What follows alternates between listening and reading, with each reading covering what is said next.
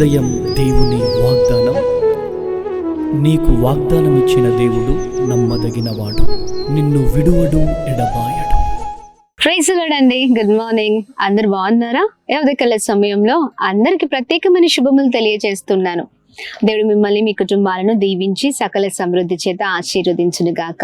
అనుదినం నూతనమైన దేవుని మాటల ద్వారా మనం ఎంతగానో అనేకమైన విషయాలను మనం తెలుసుకుంటున్నాం. ముఖ్యంగా ఆత్మీయ జీవితాలలో మనం ఎలా మెదులుకోవాలి, ఎలా నడుచుకోవాలి, ఎలా ఉండాలి, ఎవరితో ఎలా మాట్లాడాలి, ఎలా క్రైస్తవుడిగా మరి అనేకమైన విషయాలలో మరి చక్కగా బ్రతకాలి అని దేవుడు నేర్పిస్తూ ఉన్నారు. దాని ద్వారా నిజంగా మన బ్రతుకులు మార్చబడుతున్నాయి. చాలా సంతోషం కదా. మరి ఉదయకాల సమయంలో లేవగానే దేవుని మాటలు ధ్యానించడం, ప్రార్థించడం, దేవుని సహాయాన్ని కోరడం, దీని ద్వారా ప్రతిరోజు తృప్తిని అనుభవిస్తూ ఉన్నాం. మరి ఈ రోజు కూడా దేవుని మాటలు అందరం కలిసి ధ్యానిస్తూ ముందుకు సాగుదామా? ఇంకెందుకు ఆలస్యం? ఈ ఉదయకాల సమయంలో పరిశుద్ధ ఆత్మ దేవుడు మనందరితో మాట్లాడుతున్న ప్రత్యేకింపబడిన మాటలు అపొస్తలుడైన పౌలు తెస్సలోనీయులకు రాసిన మొదటి పత్రిక 5వ అధ్యాయం 13వ వచనం. ఒకనితోనొకడు సమాధానముగా ఉండుడి. ఆమె దేవుని నామానికి మహిమ కలుగును గాక. అద్భుతకరమైన మాటలు కదండి. ఒకరితో ఒకరు సమాధానంగా ఉండాలి అని దేవుడు మనతో మాట్లాడుతూ ఉన్నారు. సమాధానంగా ఉంటున్నారా లేదా? చాలా విషయాలలో సమాధాన పరచబడలేం మనం కదండి. దేవుని ప్రేమ మనలో ఉంటే ఖచ్చితంగా సమాధాన పరచబడతాం. దేవుని ప్రేమను పొందుకుంటున్నాం కదా. మనం ఎన్ని విషయాల్లో ఎన్ని పొరపాట్లు చేసినా దేవుడు మనల్ని చాలా మరి క్షమిస్తూ మనల్ని నడిపిస్తూ ఉన్నారు. నా కుమారుడు, నా కుమార్తె మారాలని అన్ని విషయాల్లో దేవుడు మాట్లాడుతూ ఉన్నారు, సరిచేస్తున్నారు. అయితే కొన్నిసార్లు మనము మళ్ళీ తప్పులు చేస్తూ ఉంటాం. దేవుడు ఏవైతే చేయొద్దంటారో అన్ని చేస్తూ ఉంటాం. దేవుని సన్నిధిలో దేవుని క్షమాపణ కోరుకుంటూ ఉంటాం. చక్కని జీవితాన్ని జీవించాలయ్యా, నాకు సహాయం చేయమని అడుగుతూ ఉంటాం. అలా దేవుడు క్షమిస్తూ ఉన్నారు కదండి. అయితే మనము ఇలా మన జీవితాలు మార్చబడి ఉన్నాయి. ఒకవేళ దేవుడు మనల్ని క్షమించకపోతే మనం ఏమైపోయేవారమో కదా. దేవుడు ప్రతి విషయంలో మనల్ని ఆదరిస్తున్నారు, ప్రేమిస్తున్నారు, దీవిస్తున్నారు, హెచ్చిస్తున్నారు. మనల్ని ప్రతి విషయంలో ఆయన క్షమిస్తూ నడిపిస్తూ ఉన్నారు. ఆయన మనల్ని అంతగా క్షమిస్తూ ఉంటే మనం ఎందుకు ఇతరులను క్షమించలేకపోతూ ఉన్నాం కదండి.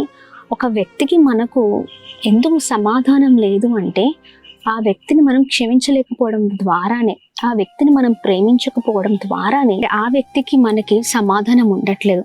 ఇలా చాలా సార్లు జరుగుతూ ఉన్నాయి. చూడండి, దేవుడు మరి మనకు ఈ రోజున సమాధానం గురించి ఆయన మాట్లాడుతూ ఉన్నారు. దేవుని బిడ్డలుగా మనము సమాధానంతో ఉండాలండి. దేవుని బిడ్డలు ఎప్పుడు సమాధాన పరిచేవారిగా ఉండాలి.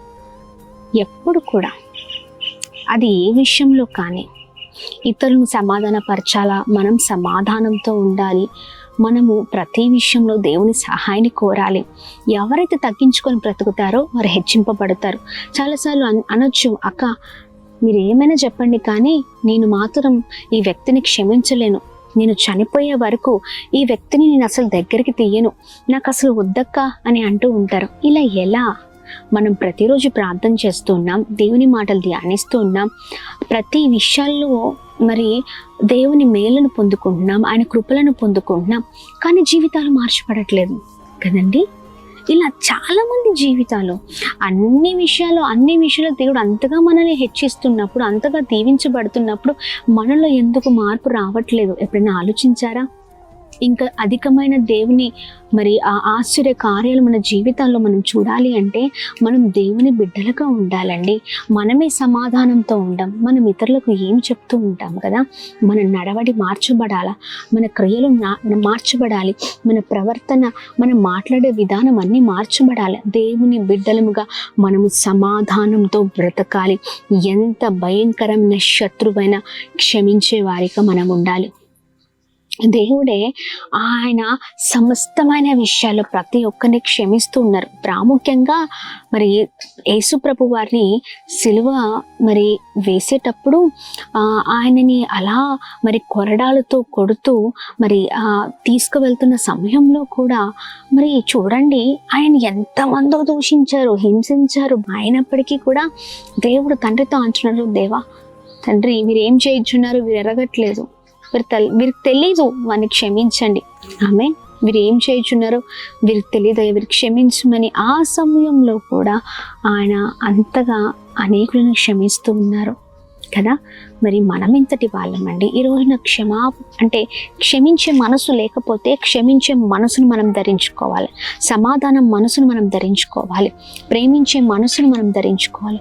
దేవుని బిడ్డగా బ్రతకాలంటే, దేవుని బిడ్డగా దేవుడు మనల్ని ఇష్టపడాలంటే, ఆయన మనల్ని మరి ఆయన బిడ్డగా స్వీకరించాలంటే మనకు ఇలాంటి క్వాలిటీస్ ఉండాలి. ఈ ఉదయకాల సమయంలో ఎవరిని క్షమించకపోయినా క్షమించండి. సొంత తల్లిని క్షమించట్లేదా, క్షమించండి. తండ్రిని, పిల్లల్ని, లేకపోతే భార్యని, భర్తని, ఇంకా పక్కవారిని, సంఘంలో ఉన్న వారిని, ఇంకా ఎవరినైనా క్షమించే మనసు మనలో కలగాలి. మన దేవుడు క్షమించే దేవుడు. మనం కూడా ఇతరులను క్షమించే వారిగా ఉండాలి. ప్రేమిద్దాం. మనం ప్రేమిస్తే దేవుడు మనల్ని ప్రేమిస్తారు కదా. మనం ఇతరులను క్షమిస్తే ఖచ్చితంగా దేవుడు మనల్ని క్షమిస్తారు. మరి దేవుడు అద్భుతకరంగా మాట్లాడుతుండగా దేవుని మాటలు పట్టుకొని ముందుకు సాగడం. ప్రార్థన చేద్దాం. ప్రార్థన.